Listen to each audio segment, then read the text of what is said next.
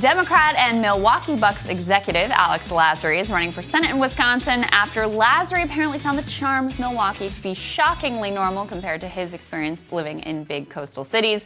During an interview in July, Lasry is the son of a private equity billionaire and major Democratic Party donor. His dad is Mark Lasry. Shared what surprised him most about Milwaukee. Let's listen. I was excited by the fact that, hey, we were, possibly going to buy a basketball team. To me, that was, and I know for my dad, that was always, a dream of his. I didn't know much about Milwaukee. I knew the Brewers. I knew the Packers were in Wisconsin. I had been to Wisconsin one other time. I went to Oshkosh to help volunteer for Hillary in the primary in '08 with my sister.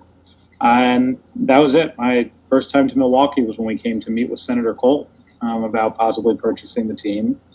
And, I came in with kind of trying to, with just keeping an open mind about the city. The only places I'd lived in prior were New York, Philly, and D.C.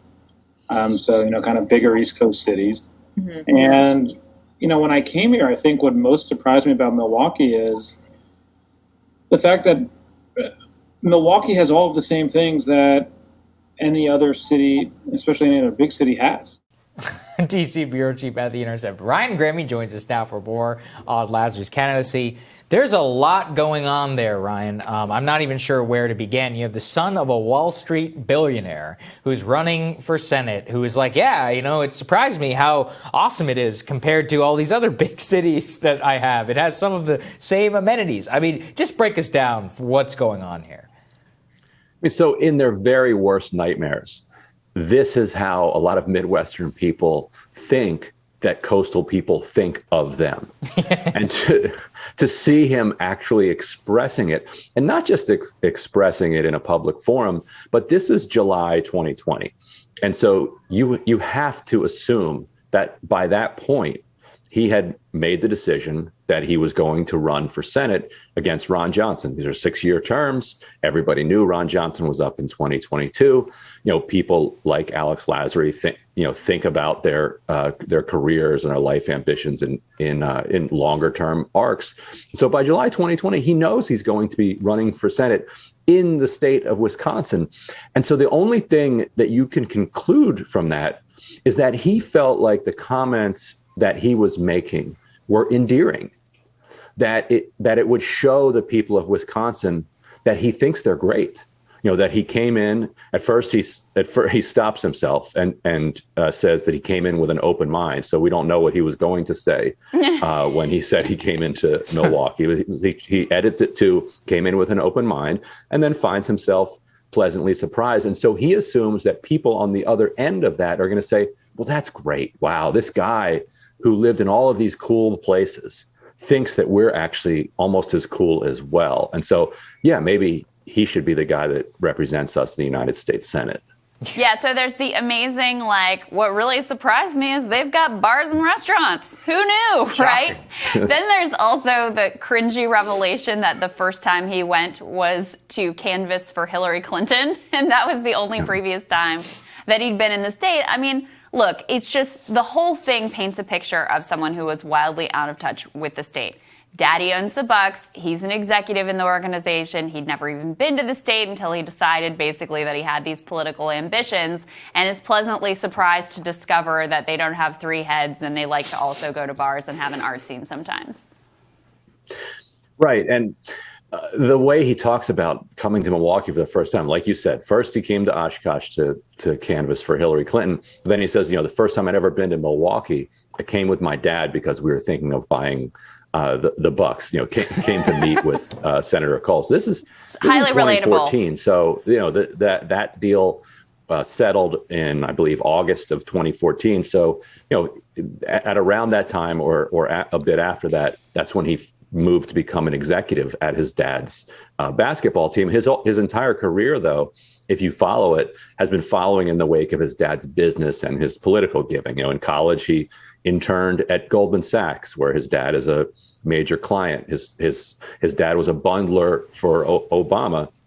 His first job out of college was as an intern in the White House for Valerie Jarrett, who was the Obama advisor who liaisoned with the CEO and the Wall Street class. So then he moved up, through the ranks of Valerie Jarrett's office within the White House. And then from there, he went back to Goldman Sachs, where he was an analyst in their lobby shop, their government affairs department. And then he goes to work for his dad's basketball team. And the next step for him, he believes, is serving in the United States Senate. And there is a kind of logical flow of this, both for him and for the Democratic Party. And so the party has to ask itself, is this who they want to be? Do they want the sons of billionaire private equity executives? Private equity executives, by the way, who buy junk bond debt. What his dad does, he goes in and he buys a debt connected to, say, Macy's. And then, as he talked about very recently, hey, if Macy's goes under, I have the senior debt. I get paid anyway, and I get all the equity in this busted company. Maybe Macy's does well, in which case I win too. He said this is a once in a lifetime opportunity for investors like myself. And then he pointed out, although actually it happened 10 years ago, but hey, I'll take it again. So is this who the Democratic Party is? And they'll find out in this Wisconsin primary. Well, that's what I was going to ask you, Ryan. Well, at the end of the day, money does at least do something. And this guy may be a terrible candidate, but by the force of his own personal funds, he's going to be at least a force. How are Wisconsin Democrats thinking about him?